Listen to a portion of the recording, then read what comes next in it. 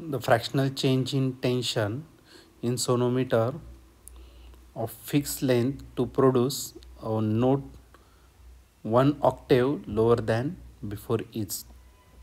तर हा क्वेश्चन 2024ला आलेला होता. याचे 4 ऑप्शनपैकी ए ऑप्शन आहे 0.25, बी ऑप्शन आहे 0.5, सी ऑप्शन आहे 0.66 आणि लास्ट डी ऑप्शन आहे 0.75. तर या 4 ऑप्शनपैकी या क्वेश्चनचा करेक्ट आन्सर काय असलं पाहिजे, तर आपण याला सॉल्व करूया आणि मग डिसाईड करूया. तर या केसमध्ये आपल्याला फ्रॅक्शनल चेंज फाईंड करायचं आहे. कशामध्ये? टेन्शनमध्ये. ओके, सोनोमीटर वायरच्या. तर फ्रॅक्शनल चेंज कसं काढणार आहे, तर जो जास्त टेन्शन असेल त्याच्यातून काय करा, कमी टेन्शन मायनस करा.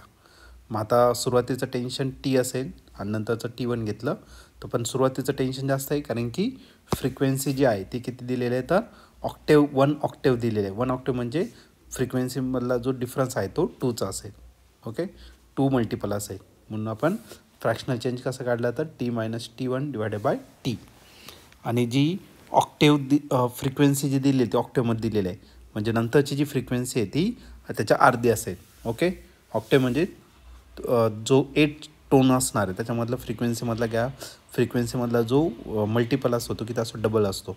पहिली फ्रिक्वेन्सी अंदाजची डबल असते म्हणून त्याला ऑक्टेव म्हटलं जातं. ओके, म्हणजे फायनल फ्रिक्वेन्सी आहे ती किती असणार, N1 = 1/2 N इतकी असेल. ओके, L1 आपण L कन्सिडर करू. पहिल्याची लेंथ किती घेतली, तर L1. दुसऱ्याची जी लेंथ आहे ती किती घेतली, तर L1 इतकी घेतली.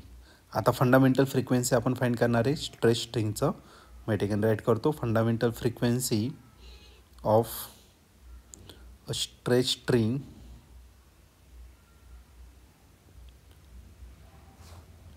इज. तर फंडामेंटल फ्रिक्वेन्सी जर घेतलं त्याचा फॉर्म्युला असेल N = 1/2 L √T/M. टी असेल तुमचं टेन्शन आणि M असेल तुमचं लिनियर डेन्सिटी. तर याला आपण इक्वेशन 1 कन्सिडर करून घेऊ. आणि N1 जो असणार तो असेल 1/2 L1 √T1/M. Okay, linear density constant आहे तर त्याला आपण काही घेणार नाही. मग आता या दोघांचा काय करून टाकू, आपण रेशो घेऊन टाकू. ठीक आहे, तर dividing equation number second by equation first. Equation सेकंडला इक्वेशन फर्स्टने आपण काय करू, तर डिवाइड करून टाकू. मग आपल्या भेटे N1/N = N1ची व्हॅल्यू टाकून देऊ 1/2 L1 √T1/M. आता इक्वेशन नंबर 1 जो आहे त्याचं काय करणार आपण, रेसिप्रोकल. मग तो 2L √M/T2 राहील. ओके, आता नेक्स्ट केसमध्ये आपण M काय करणार आहे, कॅन्सल. लेंथ पण सारखीच आहे L1 आणि L2. मग तो पण कॅन्सल करा. 2L सोबत 2L कॅन्सल झाला, M सोबत M कॅन्सल झाला.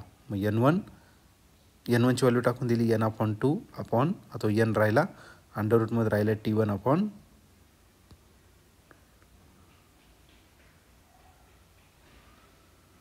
T1/T. ओके, N सोबत N काय आला, कॅन्सल. मग आपलं राहिलं 1/2 = √T1/T. आता याचं स्क्वेअरिंग करून घेऊ, म्हणजे हा कुठे येणार, तर स्क्वेअर रूटच्या बाहेर येऊन जाईल. ठीक आहे, मग squaring on both side. Squaring जर केलं तर हा भेटेल आपल्याला स्क्वेअरिंग ऑन बोथ साईड. तर 1चा स्क्वेअर 1च, 2चा स्क्वेअर 4. हा स्क्वेअर रूटच्या बाहेर येईल आणि तो राहील T1/T. ओके, मग T1 आणि T2चं आपलं रिलेशन भेटलेलं आहे, बरोबर आहे. मग ते आपण टाकून देऊ. पण आपल्याला फाईंड काय करायचं, T - T1/T. ओके, हे आपल्याला फाईंड करायचं. टी तसंच लिहिणार. T1च्या जागी आपण काय करू, तर T/4/T. याला क्रॉस मल्टिप्लाय करून घेऊ. मग 4T - T/4T. 4Tमधून T गेला तर 3T/4. ओके, 4T T सोबत कॅन्सल करून टाकू. मग आपलं जे आन्सर येणार आहे ते किती येणार, तर 3/4. आता 3/4 म्हणजेच आपले किती, 0.75. मग जो फ्रॅक्शनल चेंज आहे कशामध्ये, तर टेन्शनमध्ये, तर तो असेल किती, तर 0.75. म्हणून आपण या ठिकाणी राईट करू T minus T1 divided by T is equal to 0.75. याचं आपलं काय असणार फायनल आन्सर. मग fractional change in tension is equal to 0.75. एक काम करू, आता ऑप्शन चेक करू याचे. तर या ठिकाणी ऑप्शन नंबर डी जो आहे तो या ठिकाणी आपला करेक्टली मॅच होताना दिसतोय. म्हणून या क्वेश्चनचं जे आन्सर असणार आहे तो ऑप्शन डी आहे त्याचं फायनल आन्सर.